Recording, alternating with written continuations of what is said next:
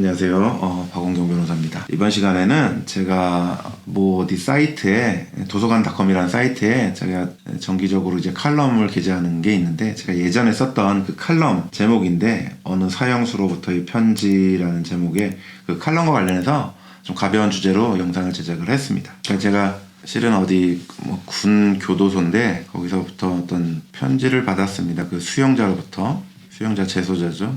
네, 그 내용을 보면서 저도 이런 일이 있을 수가 있겠구나 라는 좀 생각이 들고, 제가 형사 변호를 하면서 이 형사 변호사의 역할이 뭔가 라는 차원에서 고민이 들면서 어떤 글로 좀 남겼던 거를 영상으로 좀 소개시켜 드리는 겁니다. 이게 좀 된 일입니다. 어디 군교도소에서 편지를 받았습니다. 이게 군교도소는 일반 교도소가 있고 이제 군교도소가 있습니다. 이게 우리가 형법이 있다라고 하면은 군에서만 또 적용이 되는 군형법이라는 게 있습니다. 이제 군인들이한테 적용되는 군형법이고, 수사 절차도 좀 다릅니다. 수사는 이제 우린 주로 경찰에서 하는데, 거기는 이제 헌병대, 군검찰, 군사법원 이렇게 처리를 하고, 교도소도 따로 있습니다. 군교도소에서. 제가 이제 2015년에 내서 2018년도에 개정판을 냈던 성범죄 사건 관련 제 책이 있는데, 그 책을 보고 아마 저희 사무실 주소를 알아가지고 이제 편지를 보냈던 내용입니다. 그러면서 자신을 소개를 하기를, 옛날에 군대에서 좀 다수를 좀 살인했다, 다수를 좀 죽여서 살인죄로 지금 복역 중이고, 자기는 미결 사형수다라고 합니다. 이제 사형을 선고받은 거죠. 사형. 이제 보통 우리나라는 여전히 사형은 합헌으로 되어 있기 때문에 사형 선고는 가능합니다. 이제 군형법상으로도 가능하고, 그런데 보통 사형까지 선고가 되려고 하면은 많은 살상자가 날 정도의 그런 사건일 때 가능한데, 사형수라고 하는 거죠. 그리고 왜 미결 사형수냐? 사형수의 형은 사형을 집행을 해야지 되는 건데 아직 집행을 하지 않고 있으니까 미결 상태라고 표현을 합니다. 군형법상 사형 집행은 총살로 되어 있습니다. 일반 형법상 사형 집행은 교수형으로 되어 있는데, 하여튼 그렇습니다. 그래서 편지가 와서 의아해서 자신을 소개한 내용 보고 들어봤더니, 자기가 이제 미결로 이제 군 교도소에 있는데 다른 재소자로부터 성적인 괴롭힘을 당하고 있다라는 겁니다. 그래서 제 책을 봤는데, 그래서 좀 상담 좀 하고 싶다라고 해서 저한테 편지를 보내서 제가 몇 번 답변 보내주고 또 다시 또 물어보길래 또 몇 번 서신 교환을 했던 기억이 있었습니다. 근데 이제 좀 놀랍죠. 왜 그러냐면, 살인죄로 또 사형까지 언도를 받았는데, 미결 사형수인데 재소자로부터 괴롭힘을 당한다? 이게 좀 앞뒤가 맞는가라는 생각이 들어요. 오히려 아무도 못 건드리고 괴롭혀도 이 사람이 괴롭힐 것 같은데 계속 괴롭힘을 당한다는 내용이고, 실제 괴롭힘 당해서 자기가 또 별도로 고소도 하고 이런 내용도 있고, 어떻게 절차를 밟아야 되냐 이런 것들을 물어보는 겁니다.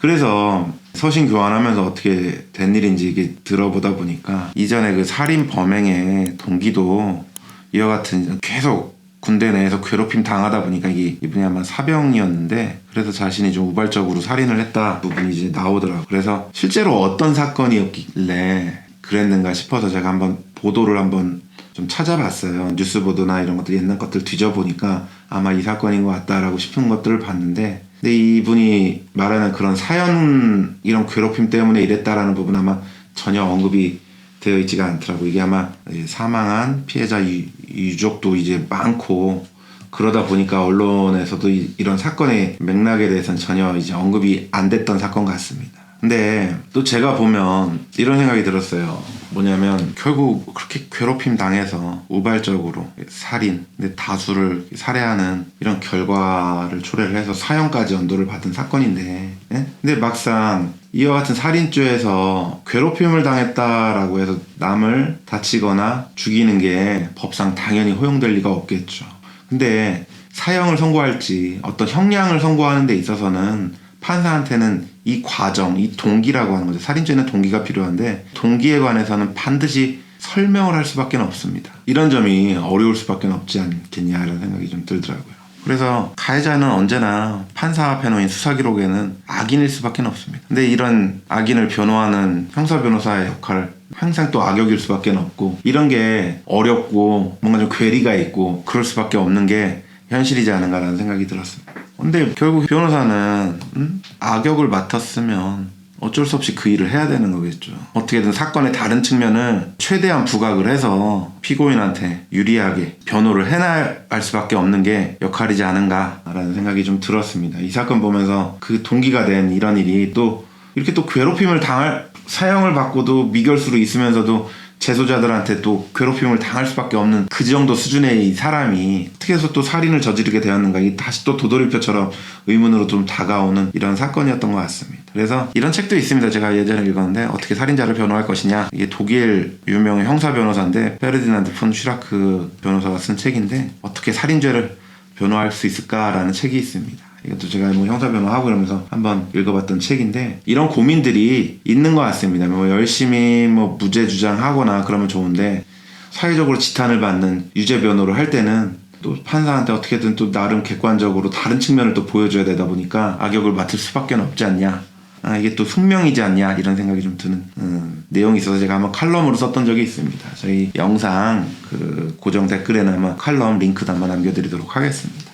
여러 가지 좀 생각이 드는, 저도 이제 서신으로 뭐 재소자분들 가끔 이제 상담 요청하시고 이렇게 보내주시는 경우가 있는데 이런 일들도 있었기 때문에 그런 차원에서 한번 소개시켜 드리려고 영상으로 제작을 했습니다. 본 영상 관련해서 뭐 어떤 뭐 제안 주시거나 또 저희 채널 관련해서 궁금하신 부분 있으면 언제든지 뭐 질문 주시고 제안 주시면 저희가 답변도 드리고 반영도 하도록 하겠습니다. 감사합니다.